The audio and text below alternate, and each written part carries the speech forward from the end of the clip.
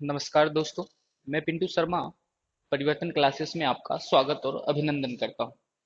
ये UP police के आए हुए एग्जामों की प्रैक्टिस सेट चल रही है और मैं आपसे वादा किया हूं कि 60 से 70% जीएस में इसी प्रैक्टिस सेट से आपके एग्जामों में बड़े ही आसानी से मिला दूंगा। ये चीज याद रखेंगे, 17 फरवरी की दूसरी शिफ्ट का जो पेपर आया था, 37 क्वेश्चन जीएस में से 20-20 क्वेश्चनों की सीरीज लेकर हम चल रहे हैं। इससे पहले मैं 2 क्लासें करा चुका हूं प्रीवियस ईयर की, इसी साल जो यूपी पुलिस के एग्जाम में आए थे, और आज की ये क्लास तीसरी क्लास है। और आगे देखें कि चीजें कैसे शुरू हुई। पहला प्रश्न क्या कह रहा है? भारत का सबसे बड़ा अंतर विभागीय अभिसरण कार्यक्रम ऑपरेशन कायाकल्प किसकी बात कर रहा है? अगर आप थोड़ा सा ध्यान दें, ये ऑपरेशन कायाकल्प। ऑपरेशन कायाकल्प निम्नलिखित में से किस राज्य की सरकार द्वारा शुरू किया गया था? तो याद रखेंगे, ये किस राज्य की सरकार द्वारा शुरू किया गया था? गुजरात राज्य की सरकार द्वारा शुरू किया गया। गुजरात नहीं, उत्तर प्रदेश की सरकार द्वारा। अब ऑपरेशन कायाकल्प क्या है? ये स्कूली शिक्षा में सुधारों के लिए उत्तर प्रदेश सरकार ने इसे शुरू किया। उत्तर प्रदेश सरकार की कुछ योजना है जो मैंने अभी हाल ही में कुछ समय पहले आप सभी लोगों को बताई है। कि आप बता पाए उत्तर प्रदेश की कौन कौन सी योजना है? जैसे उत्तर प्रदेश की एक योजना है नंदिनी कृषक कृषक समृद्धि। नंदिनी कृषक नंदिनी कृषक समृद्धि योजना। नंदिनी कृषक समृद्धि योजना। इसके बाद उत्तर प्रदेश की कौन सी योजना है? मैंने कई बार आपको एग्जाम में बताया है, इन्हीं पे बताया। नंद बाबा दुग्ध मिशन कहाँ की है? उत्तर प्रदेश की है। नंद बाबा दुग्ध मिशन योजना कहाँ की है? उत्तर प्रदेश की है। फिर इसके बाद अगर बात करें, पंचामृत योजना कहाँ की है? पंचामृत योजना ये भी उत्तर प्रदेश की है। फिर उत्तर प्रदेश की एक योजना है डिजिटल क्लिनिक डॉक्टर योजना। Digital doctor clinic. Digital doctor clinic योजना। ये सारी योजनाएं कहाँ की हैं? उत्तर प्रदेश की। अच्छा, बात करें गुजरात की कौन सी योजना है? तो गुजरात की एक योजना है सावनी योजना।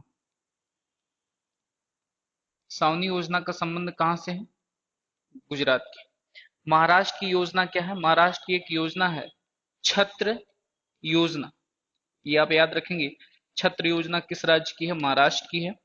और एक है लेक लड़की योजना। लेक लड़की योजना कहाँ की है? तो लेक लड़की योजना भी जो है ये कहाँ की है? महाराष्ट्र की। अच्छा, हिमाचल प्रदेश में कौन सी योजना है? हिमाचल प्रदेश की योजना में अगर आप ध्यान दें तो हिमाचल प्रदेश की एक योजना है जिसका नाम है इंदिरा गांधी इंदिरा गांधी महिला सम्मान निधि योजना। महिला सम्मान निधि योजना। इंदिरा गांधी महिला सम्मान निधि योजना कहाँ की है? हिमाचल प्रदेश की है। फिर उसके बाद सशक्त महिला ऋण योजना। सशक्त महिला सशक्त महिला ऋण योजना कहाँ की है? ये भी हिमाचल प्रदेश की है। मुख्यमंत्री सबल योजना। मुख्यमंत्री सबल योजना कहाँ की है? हिमाचल प्रदेश की है। और हिमाचल प्रदेश की एक योजना और भी है, मुख्यमंत्री विद्यार्थी मुख्यमंत्री विद्यार्थी प्रोत्साहन योजना। प्रोत्साहन योजना कहाँ की है? ये भी हिमाचल प्रदेश की है। उत्तर प्रदेश की एक योजना है बाल श्रमिक योजना। उत्तर प्रदेश की एक योजना कौन सी है? बाल श्रमिक योजना। और उत्तर प्रदेश की एक योजना और भी है, मुख्यमंत्री कन्या मुख्यमंत्री कन्या सुमंगला योजना। मुख्यमंत्री कन्या सुमंगला योजना ये कहाँ की है?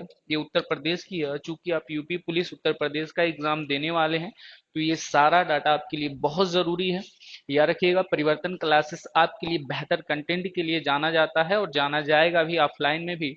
और बहुत जल्दी हम ऑफलाइन में भी कई सारे रिकॉर्ड तोड़ने वाले हैं। ये चीज याद रखिएगा। ऑनलाइन में जब भी मैं आपको कोई भी चीज पढ़ाऊं, तो उसके लिए आपके पास एक नोट्सबुक होना चाहिए। मैं बार बार कह रहा हूं कि मैं 60% जीएस इसी प्रैक्टिस सेट से एग्जाम हॉल में फंसा दूंगा। और आगे आप देखेंगे, अभी तो मैं केवल 2 ही प्रैक्टिस सेट लिया हूं, आगे आप देखेंगे कि किस किस हिसाब से जिस तरह प्रैक्टिस सेट पूरा होता जाएगा, प्रीवियस ईयर एग्जामों में प्रश्न लड़ते हुए चले जाएंगे। एक चीज हमेशा याद रखिएगा, जो सवेरा है और जो सफलता है, सफलता बिल्कुल सुबह की तरह होती है। पाना सब चाहते हैं और इसके लिए जागना पड़ता है, और जाग बहुत लोग नहीं पाते हैं। तो इस चीज को थोड़ा सा आप समझिएगा। जो चीजें क्लास में दी जा रही हैं उसे विश्वास के तौर पर लीजिएगा। दूसरा प्रश्न एग्जाम में आया हुआ 17 फरवरी 2024 का शिफ्ट दूसरे में आया हुआ प्रश्न है। और क्या कह रहा है, इसका जवाब आप लोग बताएं। उत्तर प्रदेश पुलिस की टैगलाइन क्या है? बहुत ही शानदार क्वेश्चन। उत्तर प्रदेश पुलिस की टैगलाइन क्या है? और मैं आप बता दूं, अगर आप चैनल पर पहली बार आए हैं तो चैनल को सब्सक्राइब कीजिएगा, एक प्यारा सा कमेंट कीजिएगा और लाइक करके जरूर जाइएगा। तो यार देखिए क्या कह रहा है, उत्तर प्रदेश पुलिस की टैगलाइन क्या है? सुरक्षा आपकी, संकल्प हमारा। अच्छा, उत्तर प्रदेश पुलिस के बारे में थोड़ी सी चीजें जान लेते हैं।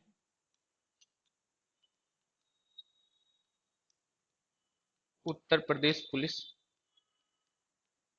सबसे पहली बात, उत्तर प्रदेश पुलिस की स्थापना कब हुआ?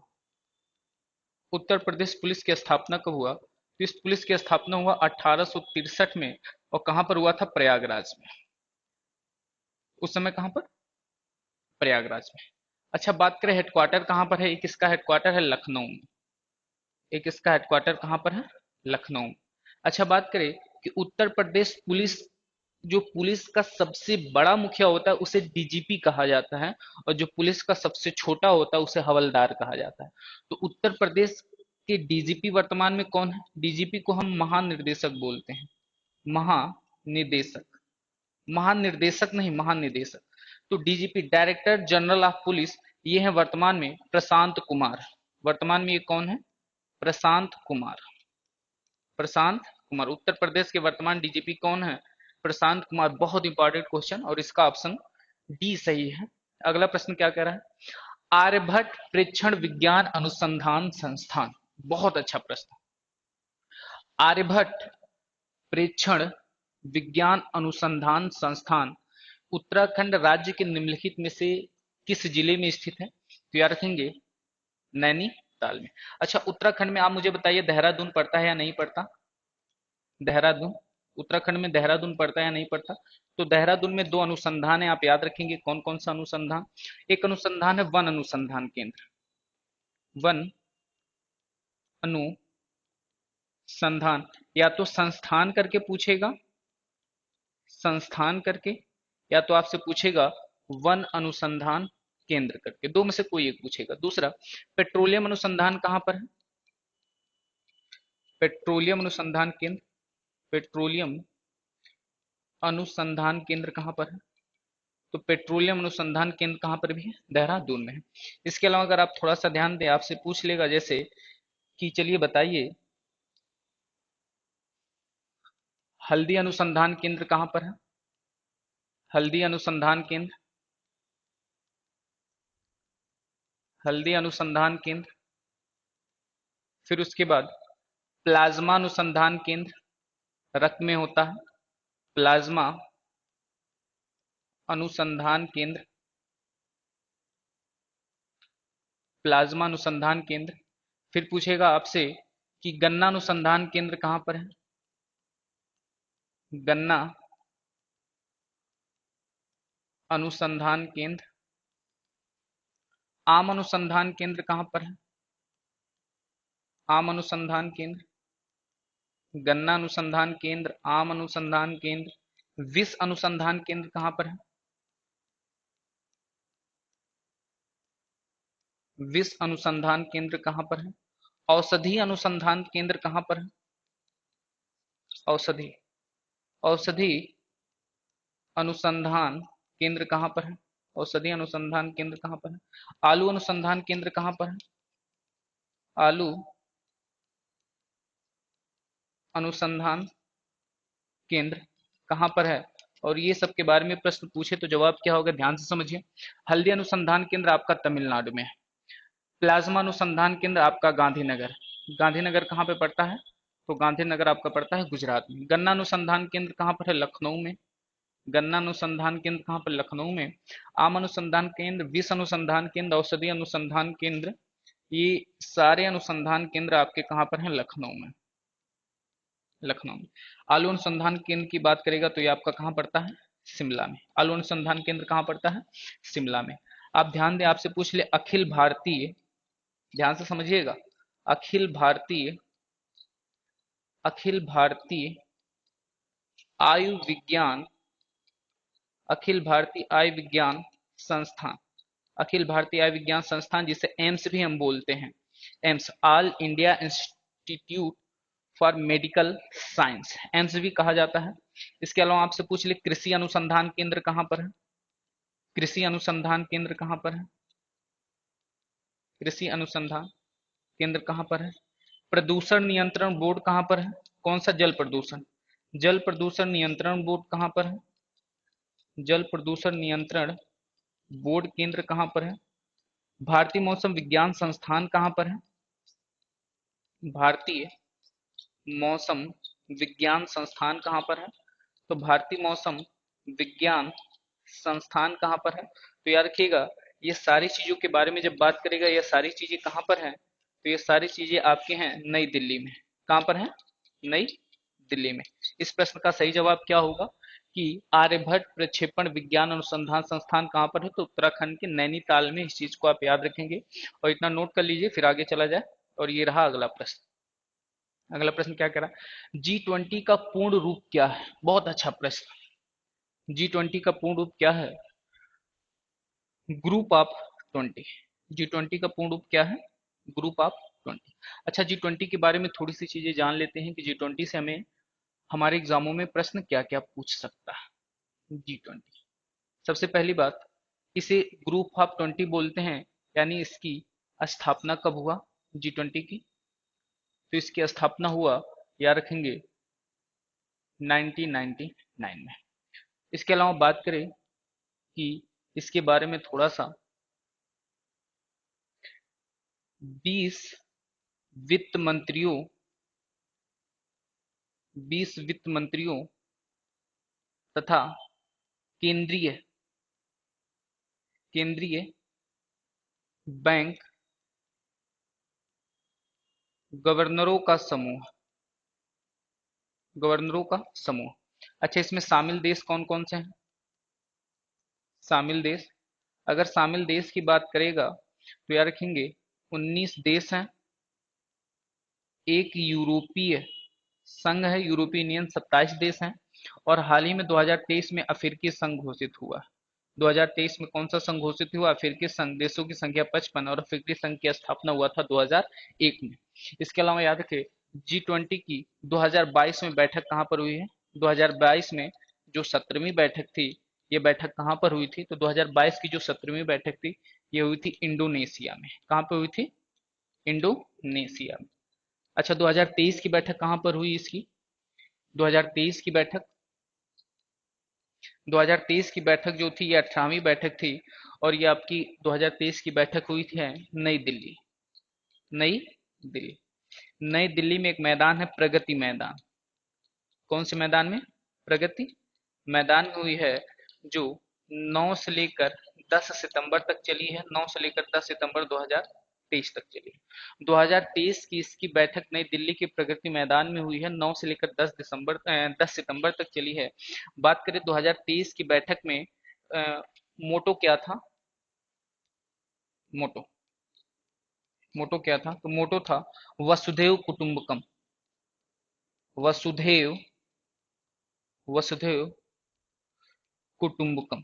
वसुधैव कुटुंबकम का मतलब क्या होता है? सारा संसार एक परिवार के समान है। मतलब क्या हुआ? One earth, one earth, one earth, one family,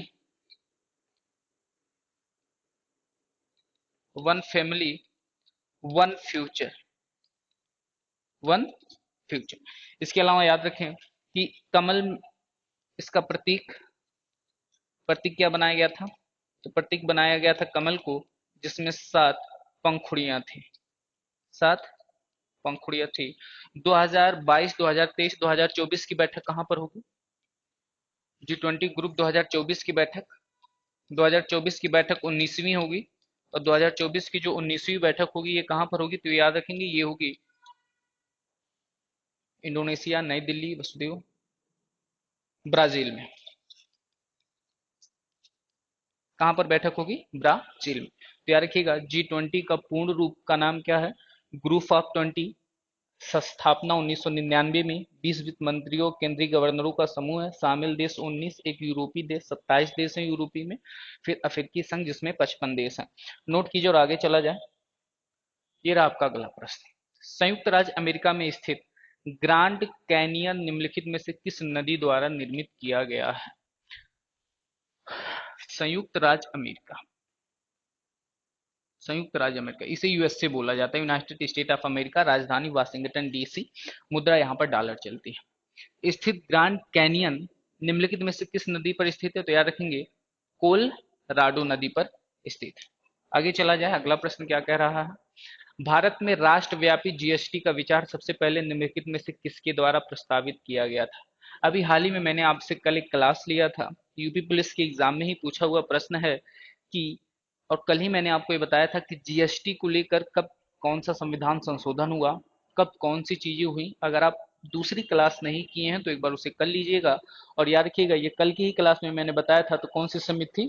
Kelkar, विजय केलकर समिति ने ही ये जीएसटी के बारे में सबसे पहले बताया था। तो ऑप्शन बी इसका सही जवाब। भारत का निम्नलिखित में से कौन सा पड़ोसी देश भारत के साथ भूमि सीमा साझा नहीं करता? यानी भारत का कौन सा पड़ोसी देश है जो भारत के साथ क्या साझा नहीं करता? भूमि सीमा साझा नहीं करता। मालदीव, नेपाल, म्यांमार, भूटान। तो याद रखेंगे मालदीव। एक पॉइंट याद रखिएगा, भारत के साथ, भारत के साथ जलीय सीमा, जलीय सीमा साझा, तो भारत के साथ जलीय सीमा साझा करने वाले देश कौन कौन से हैं? तो एक देश है आपका श्रीलंका, भारत के साथ स्थलीय सीमा साझा नहीं करता। दूसरा देश है मालदीव, दूसरा देश कौन सा है? मालदीव। और तीसरा देश है आपका इंडोनेशिया, इंडोनेशिया। तीसरा देश कौन सा है आपका? इंडोनेशिया। अच्छा, अगर बात करें भारत अपनी सबसे ज्यादा सीमा किस देश के साथ साझा करता है? भारत अपनी सबसे ज्यादा सीमा, भारत अपनी सर्वाधिक सीमा, सर्वाधिक सीमा साझा करता है। भारत अपनी सर्वाधिक सीमा किस देश के साथ साझा करता है? तो याद रखेंगे भारत अपनी सर्वाधिक सीमा बांग्लादेश के साथ साझा करता है। किस देश के साथ? बांग्लादेश के साथ। कितनी साझा करता है? 4096.7 किलोमीटर या 4096 किलोमीटर की सीमा साझा करता है। यानी भारत के साथ सीमा साझा करने वाले सबसे बड़ा देश कौन सा है? भारत के साथ, भारत के साथ सीमा साझा करने वाला, सीमा साझा करने वाला सबसे, सीमा साझा करने वाला सबसे बड़ा देश और सीमा साझा करने वाला सबसे छोटा देश। भारत के साथ सीमा साझा, भारत किसके साथ सीमा साझा करता है ये प्रश्न नहीं पूछ रहा है, प्रश्न ये पूछ रहा है कि भारत के साथ सीमा साझा करने वाला सबसे बड़ा देश कौन सा है? तो भारत के साथ सीमा साझा करने वाला सबसे बड़ा देश का नाम है चीन, और सबसे छोटे देश का नाम क्या है? भूटान। भारत के साथ 7 देशों की सीमा लगती है, ये आपको पता होगा। भारत के साथ, भारत के साथ 7 देशों की, 7 देशों की स्थलीय सीमा लगती है। कितने देशों की स्थलीय सीमा लगती है? 7 देशों की स्थलीय सीमा लगती है। अच्छा, अगर 7 देशों की स्थलीय सीमा लगती है तो 7 देश कौन कौन से हैं जिसके साथ स्थलीय सीमा लगती है? तो एक तो हो गया आपका बांग्लादेश, बांग्लादेश, ये पहला हो गया। दूसरा हो गया आपका चीन, तीसरा हो गया आपका पाकिस्तान, तीसरा आपका क्या हो गया? पाकिस्तान। चौथा हो गया नेपाल, चौथा नेपाल। पांचवा आपका कौन सा हो गया? पांचवा हो गया म्यांमार, म्यांमार। छठा कौन सा हो गया आपका? छठा हो गया भूटान। और सातवां कौन सा हो गया? सातवां हो गया अफगानिस्तान। ये वो 7 देश है जिनकी सीमा भारत के साथ स्थलीय लगती है और भारत के साथ जलीय सीमा तीन देशों के साथ, मुख्यतः दो, श्रीलंका और मालदीव। इसके अलावा बात करें कि किसके साथ कितनी सीमा साझा करता है भारत, तो याद रखिएगा बांग्लादेश के साथ जो सीमा साझा करता है वो 4096.7 किलोमीटर, जो सब सर्वाधिक है। चीन के साथ 3488 किलोमीटर की सीमा साझा करता है। पाकिस्तान के साथ 3328 किलोमीटर की सीमा साझा करता है। नेपाल के साथ 1751 किलोमीटर की सीमा। म्यांमार के साथ कितनी सीमा साझा करता है, तो म्यांमार के साथ 1643 किलोमीटर की सीमा साझा करता है। भूटान के साथ 699 किलोमीटर की सीमा साझा करता है। और अफगानिस्तान के साथ सबसे कम 106 किलोमीटर की सीमा साझा करता है। याद रखिएगा भारत में गोवा राज्य एक ऐसा राज्य है जिसकी सीमा भी कितनी है? 106 किलोमीटर की है। तो ये क्वेश्चन नोट कीजिएगा और चलते हैं अगले प्रश्न पर। अगला प्रश्न क्या कह रहा है? यूपी पुलिस में आया हुआ, टोक्यो एशिया के निम्नलिखित में से किस देश की राजधानी है? टोक्यो एशिया के निम्नलिखित में से किस देश की राजधानी? जापान। अभी कल ही हमने आपसे बताया, बाली कोई देश नहीं है। थाईलैंड की राजधानी कहाँ पर है? तो थाईलैंड की राजधानी है बैंकॉक। मुद्रा भारत। चीन की राजधानी कहाँ पर है? बीजिंग। चीन की राजधानी कहाँ पर है? बीजिंग। और यहाँ पे मुद्रा क्या चलती है? युआन या रेनमिनबी यहाँ पर मुद्रा चलती है। अगर हमने आपसे कुछ राजधानी पूछे, जैसे आप मुझे बता सकते हैं अर्जेंटीना की राजधानी कहाँ पर है? अर्जेंटीना की राजधानी कहाँ पर है? फिर उसके बाद पूछ ले सऊदी अरब की राजधानी कहाँ पर है? सऊदी अरब की राजधानी कहाँ पर है? फिर आपसे पूछ ले सऊदी अरब की राजधानी कहाँ पर है? फिर इंडोनेशिया की राजधानी कहाँ पर है? इंडोनेशिया। इंडोनेशिया की राजधानी कहाँ पर है? इसके बाद अगर आपसे पूछे आप और भी कौन सा देश है, मालदीव की राजधानी कहाँ पर है? मालदीव की राजधानी कहाँ पर है? कनाडा की राजधानी कहाँ पर है? कनाडा की राजधानी कहाँ पर है? हंगरी की राजधानी कहाँ पर है? ब्राजील की राजधानी कहाँ पर है? ब्राजील की राजधानी कहाँ पर है? तो इसका जवाब क्या होगा? अर्जेंटीना की राजधानी है Buenos Aires. Buenos Aires. Argentina की राजधानी ब्यूनस आयर्स। सऊदी अरब की राजधानी रियाद। सऊदी अरब की राजधानी रियाद। इंडोनेशिया की राजधानी कहाँ पर है? नूर संतारा। इंडोनेशिया की राजधानी नूर संतारा।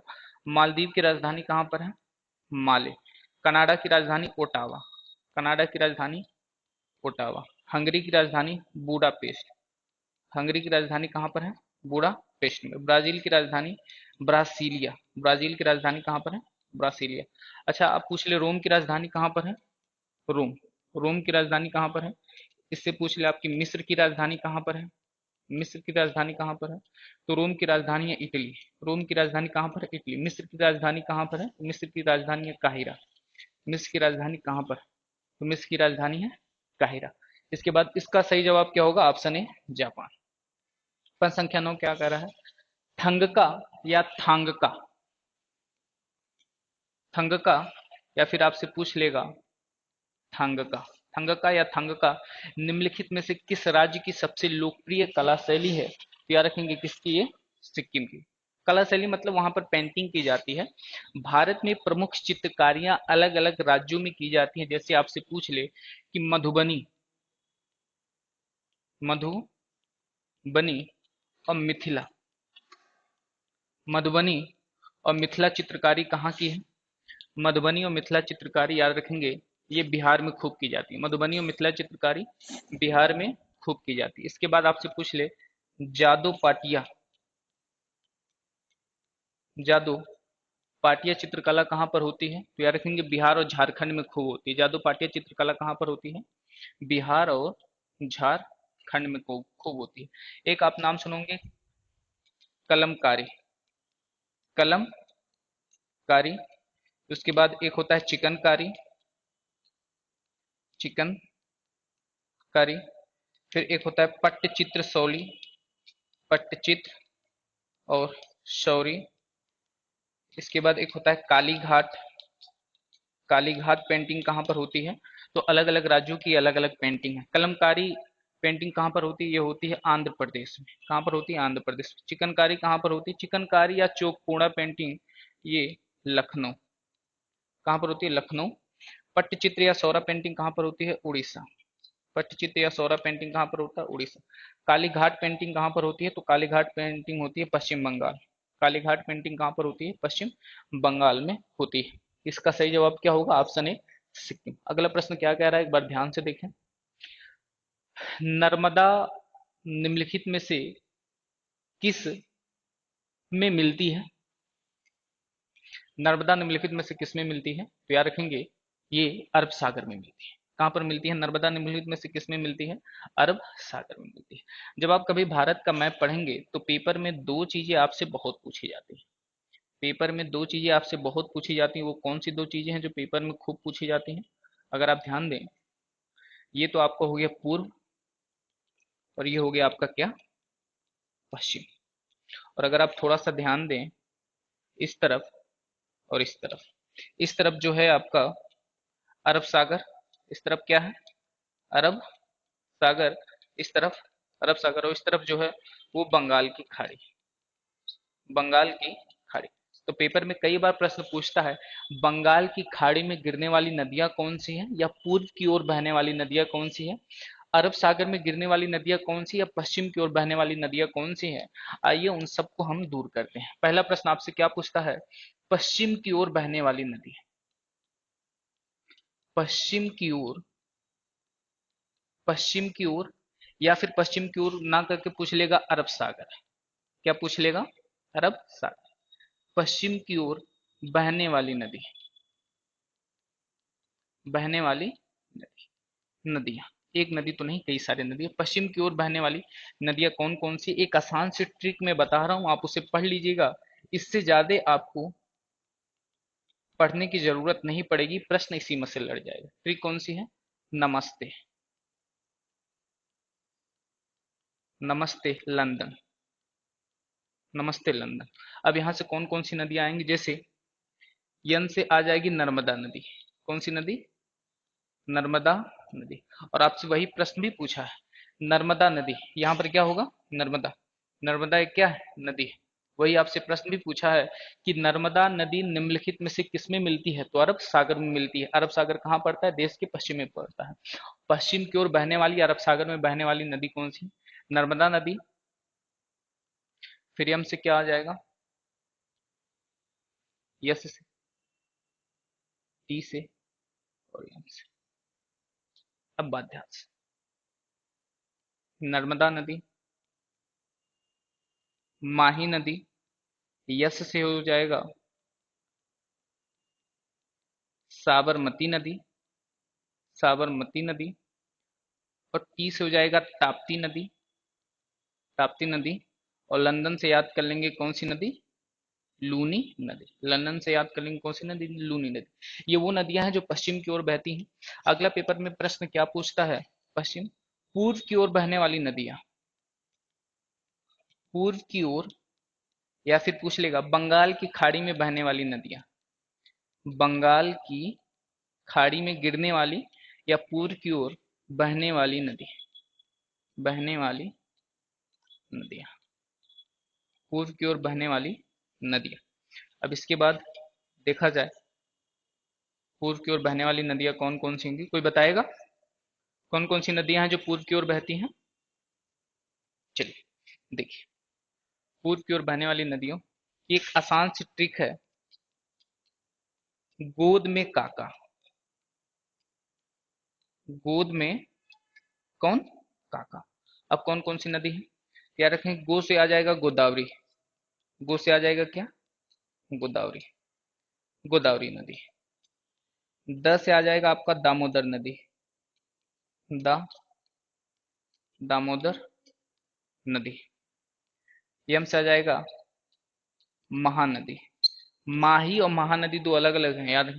का से आ जाएगा कावेरी नदी, कावेरी नदी। और एक का से आ जाएगा कृष्णा नदी। एक का से कौन सी नदी आ जाएगा? कृष्णा नदी। तो याद रखिएगा ये वो नदियां हैं जो पूर्व की ओर पश्चिम की ओर बहती हैं और पेपर में कई बार पूछी है। इस ट्रिक के अलावा कोई ज्यादा नदी आपको याद करने की जरूरत नहीं होगी, यहीं से प्रश्न आपके एग्जाम में लड़ जाएगा। आगे चला जाए, नोट कीजिएगा। अगला प्रश्न क्या कह रहा है, उन गीतों के नाम बताइए जो राधा और कृष्ण के दिव्य प्रेम का गुणगान करते हैं और विशेष रूप से ब्रज में लोकप्रिय हैं। वो गीत कौन से हैं जो राधा और कृष्ण के गीतों का व्याख्या करते हैं और विशेष रूप से कहाँ फेमस है, ब्रज में। तो ब्रज में याद रखेंगे रसिया। ब्रज में क्या फेमस है, रसिया। आगे चला जाए, वस्त्र मंत्रालय ने निम्नलिखित में से किसका उत्पादन करने वाले किसानों की सुविधा के लिए पाट मित्रों, किसानों की सुविधा के लिए क्या पाट मित्रों एप्लीकेशन लॉन्च किया, रेशम, ऊन, कपास या जूट। तो याद रखेंगे किसके लिए, जूट के लिए। यहाँ पर कोई चीजें याद करने वाली नहीं, ये सारी करंट की चीजें हैं। और याद रखेंगे करंट में केवल 3 से 4 प्रश्न ही यूपी पुलिस में पूछा गया था, या मैक्सिमम किसी शिफ्ट में 5 प्रश्न पूछा गया था। मैं करंट की एक सेपरेट वीडियो बना दूंगा जो आपके लिए बेहतर होगा और प्रश्न वहीं से लड़ जाएगा। 13 प्रश्न देखा जाए, प्रभावती गुप्त गुप्त साम्राज्य के निम्नलिखित में से किस शासक की पुत्री हैं। प्रभावती गुप्त गुप्त साम्राज्य के किस शासक की पुत्री हैं, चंद्रगुप्त द्वितीय।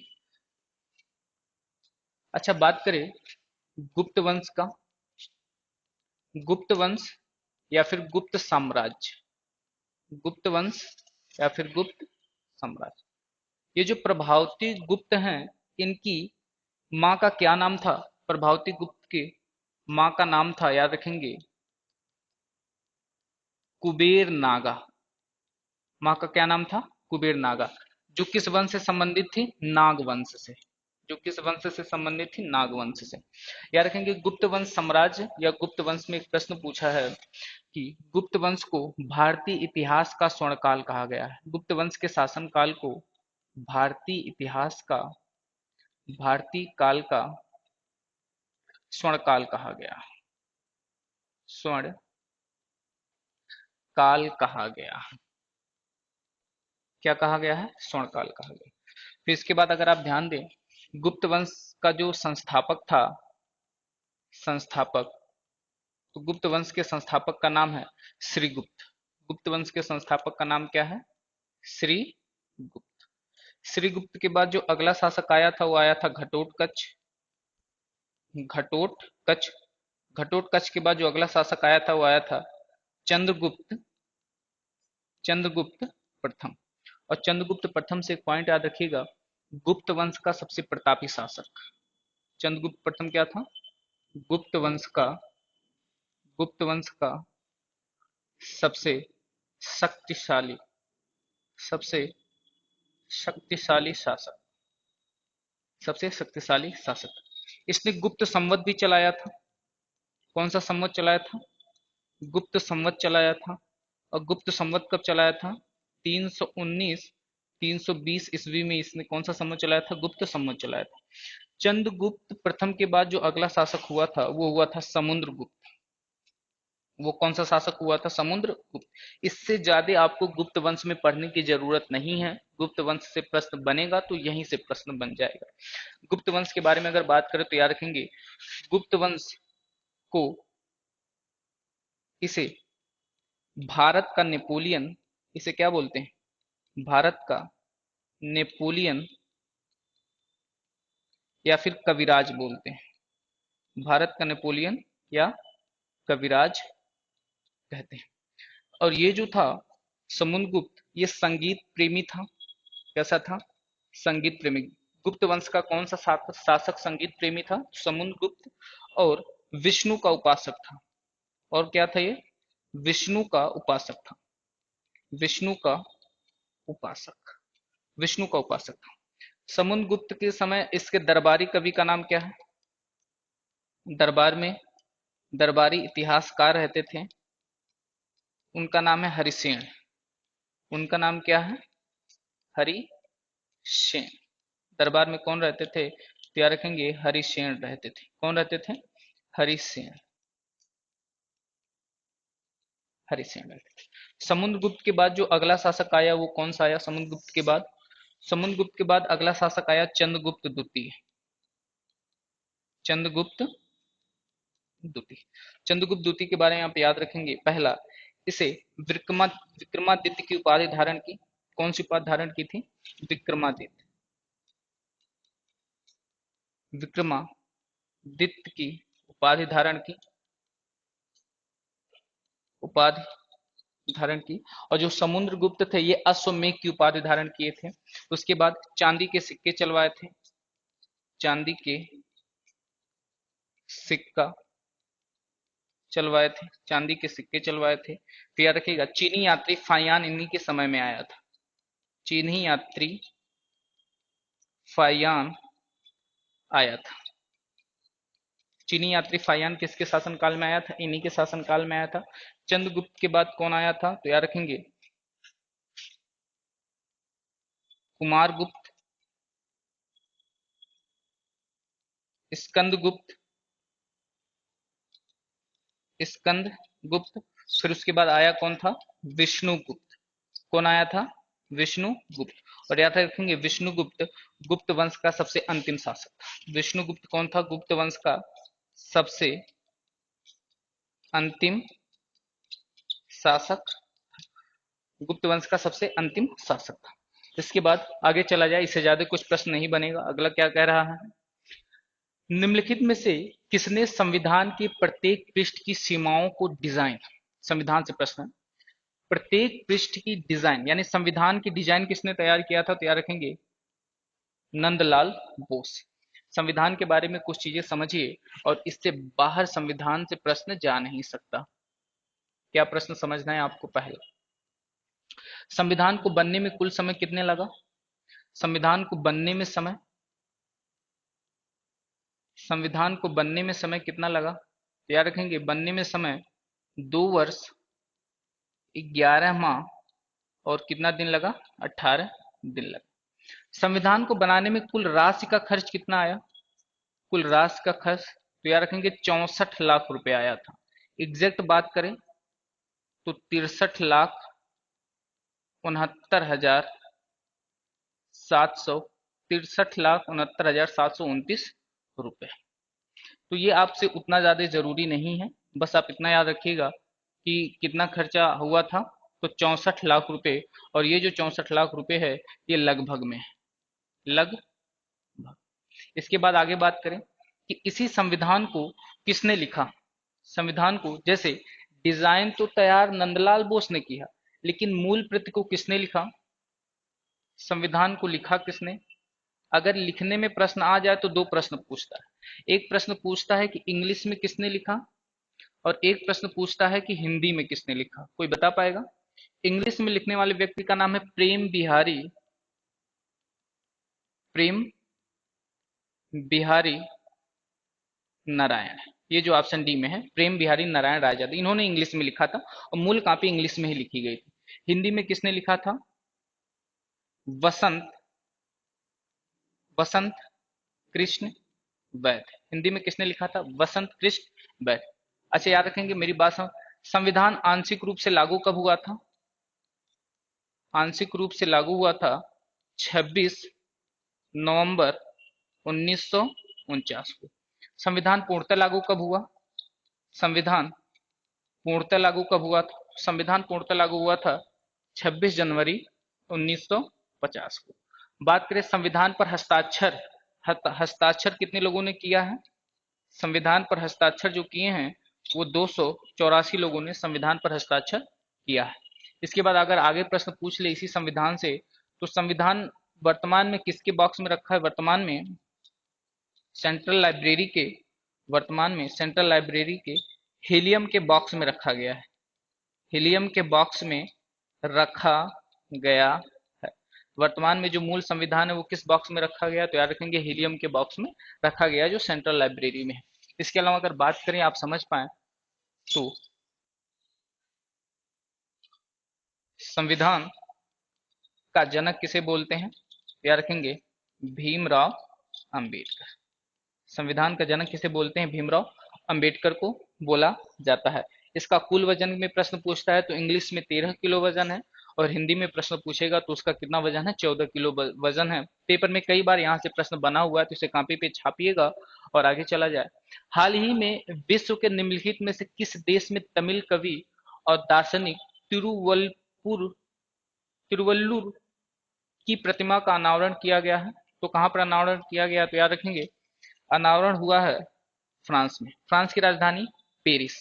इमेनुअल मैक्रोन वहां के राष्ट्रपति हैं। ब्राजील की राजधानी कहाँ पर है, ब्राजीलिया। स्विट्जरलैंड की राजधानी कहाँ पर है, बर्न। मैं लिख ही दूं, ब्राजील की राजधानी कहाँ पर है, ब्राजील की राजधानी याद रखेंगे ब्रासीलिया। ब्राजील की राजधानी ब्रासीलिया। स्विट्जरलैंड की राजधानी कहाँ पर है, स्विट्जरलैंड की राजधानी है बर्न। स्विट्जरलैंड की राजधानी बर्न। हंगरी की राजधानी की बात करेगा तो हंगरी की राजधानी कहाँ पर है, बुडापेस्ट। हंगरी की राजधानी कहाँ पर है, बुडापेस्ट में है। ऑप्शन बी इसका सही जवाब। अगला प्रश्न क्या कह रहा है, 2016 के विमुद्रीकरण के समय निम्नलिखित में से कौन भारत के प्रधानमंत्री थे। अभी कल के ही प्रैक्टिस सेट में बताए थे कौन प्रधानमंत्री थे, 8 नवंबर। ये कब हुआ था, 8 नवंबर 2016 को। उसमें प्रधानमंत्री नरेंद्र मोदी। इससे पहले 1978 में हुआ था और देश के उस समय प्रधानमंत्री मोरारजी देसाई थे। अगले प्रश्न पर चला जाए। अगला प्रश्न क्या कह रहा है, ऐसी अर्थव्यवस्था जिसमें निजी क्षेत्र और सरकार दोनों हो निम्नलिखित में से क्या कहलाती है। ऐसी अर्थव्यवस्था जिसमें निजी क्षेत्र, क्या रखिएगा किसकी बात कर रहा है, निजी क्षेत्र और सरकारी दोनों हो तो मिश्रित अर्थव्यवस्था है। कौन सी अर्थव्यवस्था है, मिश्रित अर्थव्यवस्था। भारतीय राष्ट्रीय आंदोलन को निम्नलिखित में से किस घटना के बाद, अगला प्रश्न क्या कह रहा है, भारतीय राष्ट्रीय आंदोलन की निम्नलिखित में से किस घटना के बाद रविन्द्रनाथ टैगोर ने अपना पद और गुस्सा व्यक्त किया तथा अपनी नाइटहुड की उपाधि त्याग दी, किस घटना के बाद, जलियांवाला बाग कांड। अच्छा, जलियांवाला बाग हत्याकांड कब हुआ, जलियांवाला बाग हत्याकांड कब हुआ, तो याद रखेंगे 13 अप्रैल 1919 को हुआ। अच्छा, इस हत्याकांड में गोली चलाने का आदेश किसने दिया, गोली चलाने का आदेश किसने दिया था, तो जनरल ओ डायर ने दिया था। किसने दिया था, जनरल ओ डायर ने। और जनरल ओ डायर को गोली किसने मारी, गोली किसने मारी, जनरल ओ डायर को गोली किसने मारी थी, तो याद रखेंगे Udham Singh. General O Dyer को गोली किसने मारी थी, ऊधम सिंह। बहुत इंपॉर्टेंट प्रश्न है, पेपर में कई बार प्रश्न बना है कि ऊधम सिंह ने किसको गोली मारी थी, जनरल ओ डायर को ली। किसके लिए मारी थी, जलियांवाले बाग हत्याकांड के लिए। हत्याकांड कब हुआ था, 13 अप्रैल 1919 को हुआ था। अच्छा, बात करें बंगाल विभाजन कब हुआ था, तो याद रखेंगे बंगाल विभाजन जो हुआ था ये कब हुआ था, बंगाल विभाजन, बंगाल विभाजन कब हुआ था, ये बंगाल विभाजन कब हुआ था, तो याद रखेंगे 1905 में। किसके समय हुआ था, लॉर्ड कर्जन के समय। बंगाल विभाजन कब हुआ, 1905 में। किसके समय, लॉर्ड कर्जन के समय। कोमा गाटामारू हादसा कब हुआ, यह हादसा हुआ था 1914 में। लाला लाजपत राय को पुलिस पर लाठीचार्ज कब हुआ था, तो यह घटना उस समय की है जिस समय लाला लाजपत राय पर पुलिस लाठीचार्ज की थी, साइमन कमीशन गो बैक के नारे। साइमन कमीशन विरोध में, और साइमन कमीशन विरोध हुआ था 1928 में। लाहौर में ये विरोध हुआ था। साइमन कमीशन का गठन 1900 भारत पहुंचा था 1927 में। गठन लाहौर, लाहौर याद रखेंगे। साइमन कमीशन के विरोध में 1928 में ये विद्रोह हुआ लाहौर में। विरोध के कारण उस समय लाला लाजपत राय पर लाठीचार्ज हुई थी और उस समय इन्होंने कहा था कि मेरे सिर की लाठी की एक एक प्रहार अंग्रेजी शासन के ताबूत की कील साबित होगी। ये वाक्य किसका है, तो याद रखेंगे लाला लाजपत राय का। आगे चला जाए। अगला प्रश्न क्या कह रहा है, नीली क्रांति का संबंध किससे है, नीली क्रांति का संबंध किससे है, तो याद रखेंगे मत्स्य उत्पादन से। इसके बाद अगर आपसे कुछ क्रांति पूछ ले, जैसे एक क्रांति बहुत फेमस है दुग्ध क्रांति का संबंध, दुग्ध क्रांति का संबंध किससे है। फिर आपसे पूछ ले हरित क्रांति का संबंध, हरित क्रांति का संबंध किससे है। मक्का क्रांति का संबंध, फिर पीली क्रांति का संबंध, पीली क्रांति का संबंध। ये संबंध किससे है, ये पेपर में कई बार पूछा गया है, तो याद रखेंगे किसका संबंध किससे है, तो दुग्ध क्रांति का संबंध दूध से होगा, वर्गीज कुरियन। हरित क्रांति का संबंध किससे, खाद्यान्न से, खाद्यान्न से। मक्का क्रांति का संबंध किससे, मोटे अनाज से, मोटे अनाज से। पीली क्रांति का संबंध किससे है, तिलहन से। लाल क्रांति का संबंध किससे है, लाल क्रांति का संबंध किससे है, तो याद रखेंगे लाल क्रांति का संबंध जो है ये टमाटर और मांस से है, टमाटर और मांस से है। फिर उसके बाद एक वो है जिससे पूछा जाता है कृष्ण क्रांति, कृष्ण क्रांति का संबंध और काली क्रांति का संबंध। कृष्ण क्रांति और काली क्रांति का संबंध किससे है? तो कृष्ण क्रांति का संबंध बायोडीजल से है, बायोडीजल से। और काली क्रांति का संबंध किससे है? पेट्रोलियम। काली क्रांति का संबंध किससे है? पेट्रोलियम से। ये कई सारी चीजें पेपर में पूछे। स्वर्ण क्रांति का संबंध शहद या बागवानी से है। तो ये सारी क्रांतियों का संबंध किससे है? किसी ना किसी चीज से है। तो पूछा है नीली क्रांति का संबंध किससे है? मत्स्य पालन से। नोट कीजिए और आगे चला जाए। ये प्रश्न क्या कह रहा है? निम्नलिखित में से कौन टाटा स्टील लिमिटेड के संस्थापक थे? निम्नलिखित में से कौन टाटा लिमिटेड स्टील के संस्थापक थे? और ये जो प्रश्न है, ये आपका प्रश्न मैं आपके लिए होमवर्क में देता हूँ। ये जो प्रश्न है आपके लिए, ये कौन सा? होमवर्क यानी गृह कार्य। ये जो प्रश्न है ये कौन सा प्रश्न है? गृह कार्य। यानी मैं आपको किस चीज में देता हूँ? होमवर्क के लिए देता हूँ। आप कमेंट बॉक्स में बताइए कि इसका जवाब क्या होगा। और याद रखिएगा, चैनल पे आप पहली बार हैं तो चैनल को सब्सक्राइब कीजिए। इस तरह वीडियो हर दिन आपके लिए एक पड़ती रहेगी प्रीवियस ईयर एग्जामों को। और यूपी पुलिस में आप कमाल करने वाले हैं इस प्रैक्टिस सेट को लेकर के। और याद रखिए, मिलते हैं नेक्स्ट वीडियो में। पहली बार है तो सब्सक्राइब जरूर कीजिएगा, एक कमेंट कीजिएगा और लाइक कीजिएगा। धन्यवाद।